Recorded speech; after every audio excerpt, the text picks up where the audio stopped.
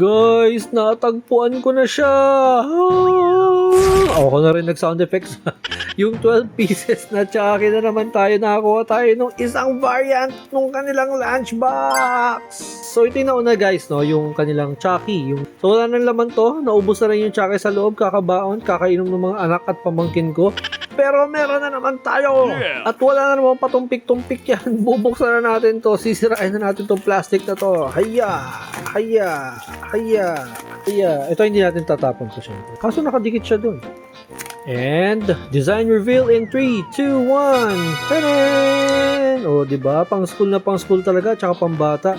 Andun si Chucky, may mga batang meme ng Chucky, yung silya na nililiha at binabarnisan ninyo tuwing magpapasukan. Ayan yung mga pencil natin, Mongol number 2, Crayola at iba't iba pang kung ano-anong star.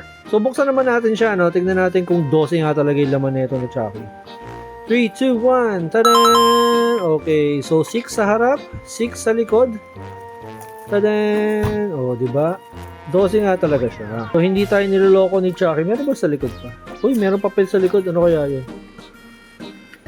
Yung care sheet lang naman yan.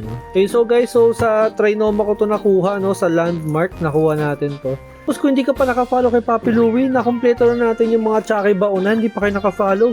Anik naman kayo ng tokwa!